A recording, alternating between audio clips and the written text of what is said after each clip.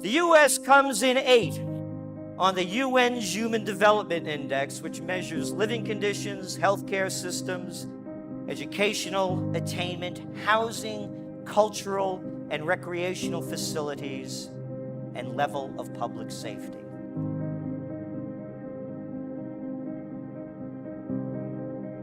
The Heritage Foundation, a self-proclaimed conservative group, ranks America 12th in economic freedom, and the World Economic Forum ranks the U.S. 47th among the world's most competitive economies. And it dropped from first to 5th in information technology.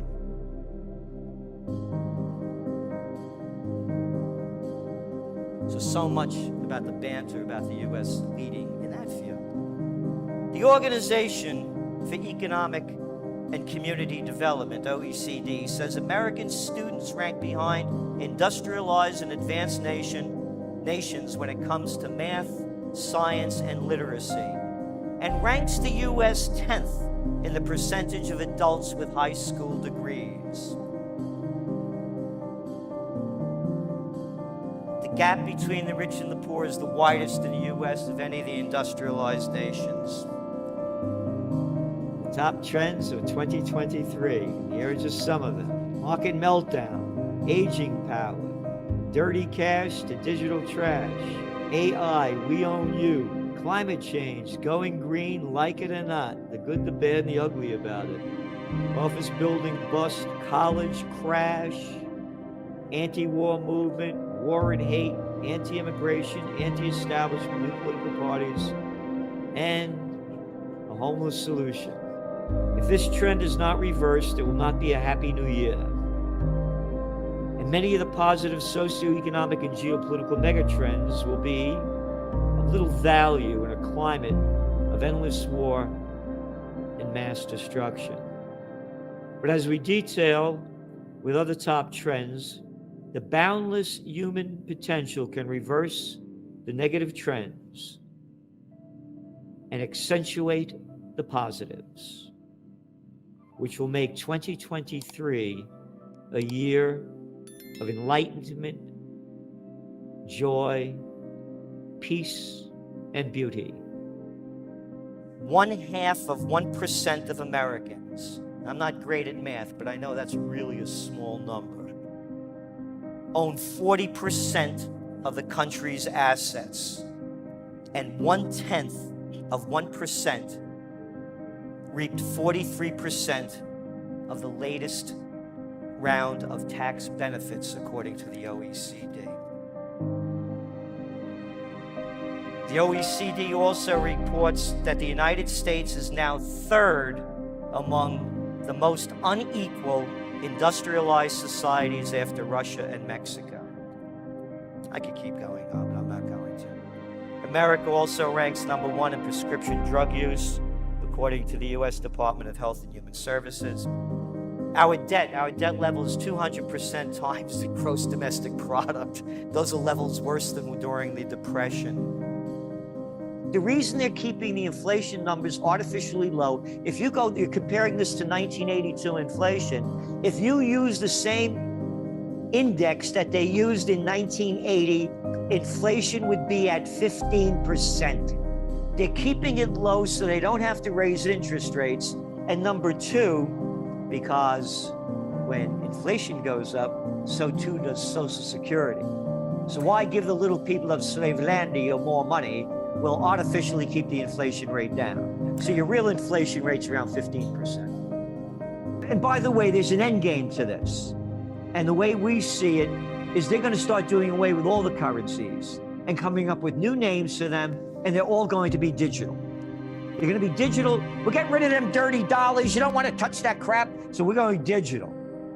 Now they'll know every penny that you spent, where you spent it, who you gave it, on and on and on.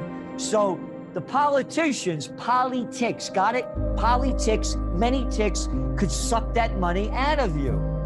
Do you think any of these people, these politicians that are closing down every place, give a damn about the people that are losing their jobs when they don't have to worry about anything?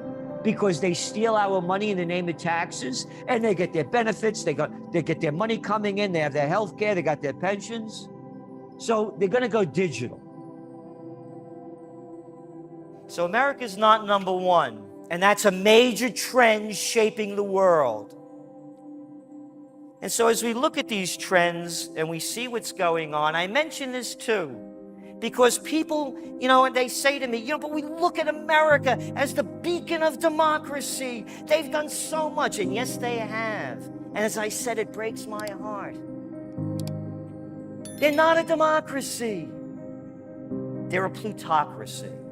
When I was a kid growing up, you talk about propaganda, and growing up in the Cold War and propaganda, and talking about the Soviet Union, they say, they had an election in the Soviet Union. They were a one-party system. 98% of the people got reelected. Yeah, just like in America. That's the number, folks. 98% get reelected of the incumbents in the general election. It's a plutocracy. You have to be either rich or suck up to special interests to get to the top.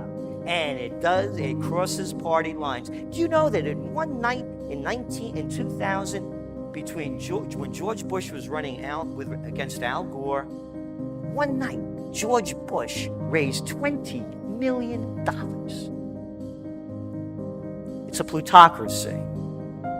They're in an economic crisis, I believe, is the worst in modern history, with them inflating, artificially pumping up the economy. What are we, over $30 trillion in debt, $31 trillion in debt.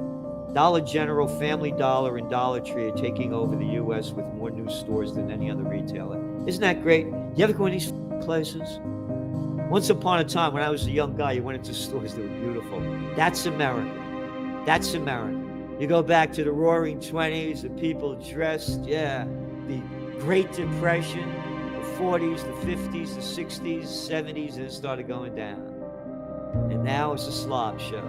And the only thing that's keeping people from seeing, again, we talked about inflation rate, what's the facade that's making it look like everything is okay are the equity markets. Who and what will shape the future? The will and desire of we, the people. The future is in your hands. Don't drop it. Stocks today, they closed down.